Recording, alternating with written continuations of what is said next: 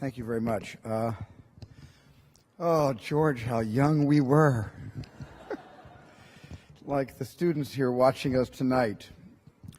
And I think that, and like George, at the last moment I was told to come up here and say a few words, so I didn't really prepare anything at home the night before, so let me just talk a little bit about something I said, when a journalist asked me years ago a question I really couldn't answer.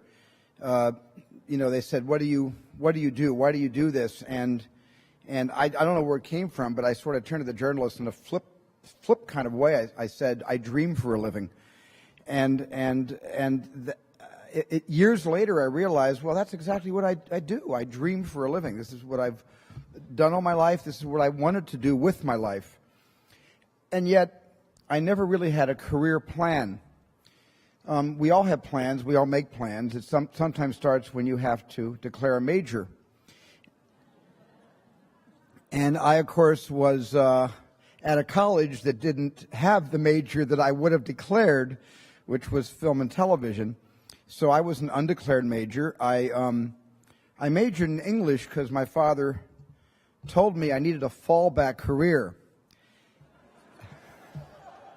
in case the movie directing thing didn't work out.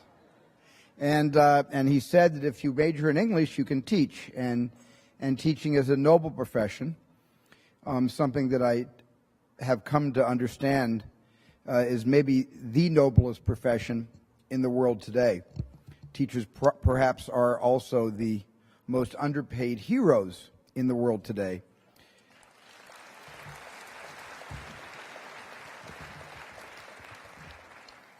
But as noble as it seemed to be, I wanted to be a movie director. And I thought I'd share with you how it all started. Everything I'm about to tell you happened completely by accident. And I think it all started out when I was maybe 6 or 7 years old. And my father came over to me and said, I'm going to take you to see the greatest show on earth. And when you promise a 6, 7, 8-year-old young boy that you're about to see the greatest show on earth, I couldn't have been more excited. My father explained there were going to be lion tamers and circus acts. There were going to be clowns and trapeze artists. And I was absolutely delighted, and I looked forward to this for a week. On the weekend, we got into the car. We drove to Philadelphia. We lived in New Jersey, in Haddon Township, New Jersey. We drove into Philadelphia, and it was very, very cold. It was wintertime around the holiday season.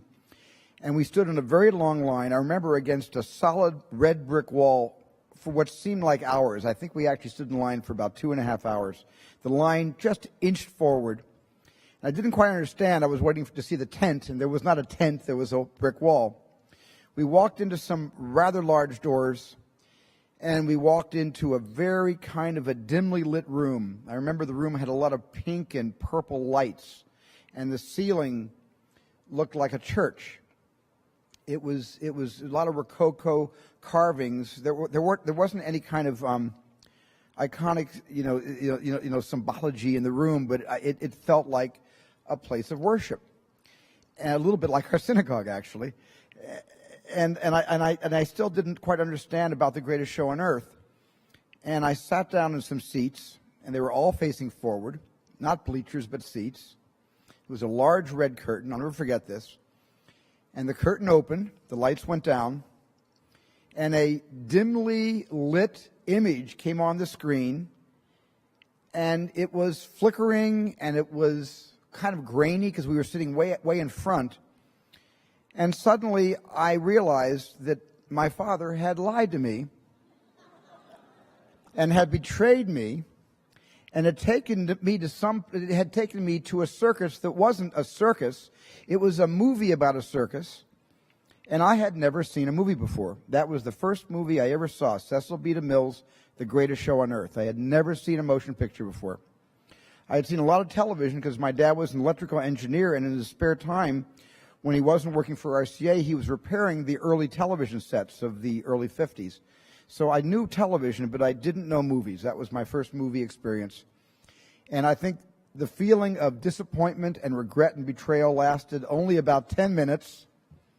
And then I became just one more victim of this tremendous drug called cinema.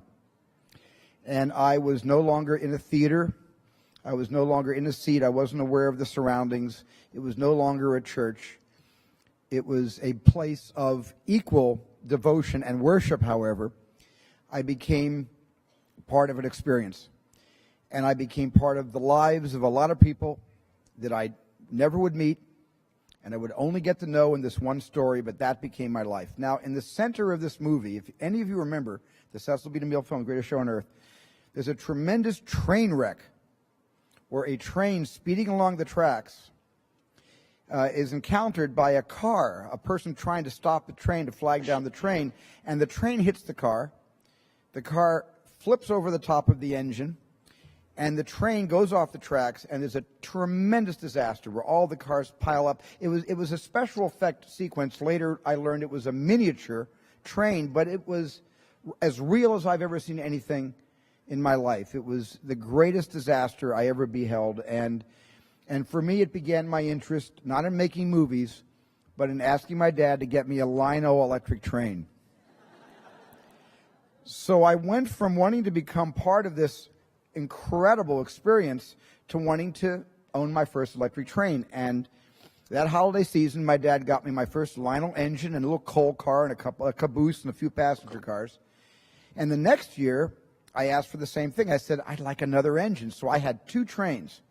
And as I got older, I began to collect every year more and more cars and people and semaphores and crossing signals. I became a complete electric train nut. And I had a rather large layout in our, and by this time, by the way, we had moved from New Jersey to Phoenix, Arizona, which by the way, when you're about 12 years old, there is nothing to do in Phoenix, Arizona. Nothing at all. So I had a lot of time on my hands, and I was really interested in seeing what it would look like if I could recreate that memory, now several years old, of the Greatest Show on Earth, and could I recreate the train wreck? And I actually took my 2 trains, and I just rammed them into each other. And they broke, and I told my dad the train had broke, and he said, how did it happen? I said, I rammed them into each other, and my dad had them repaired.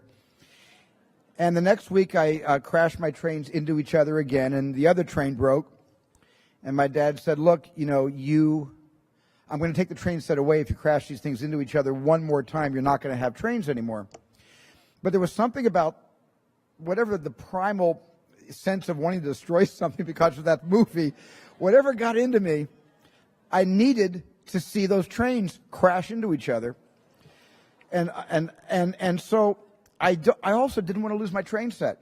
My dad had sitting around the house, which I always had taken for granted, this little 8mm Kodak film movie camera with a turret that had 3 lenses, kind of wide, medium, and close-up lens. I never really bothered with the camera. But I thought, well, I know what I can do. What if I film the trains crashing into each other? I can just watch the film over and over and over again. And that's how I made my first movie. I shot one train, all in the camera. I didn't have an editing machine. I just put the camera low to the track, the way we as children like to put our eyes close to the toys we're playing with, so the scale seems to be, the scale seems to be realistic. And I just filmed one train going left to right. I filmed the other train, cut the camera, turn it around, the other train coming right to left.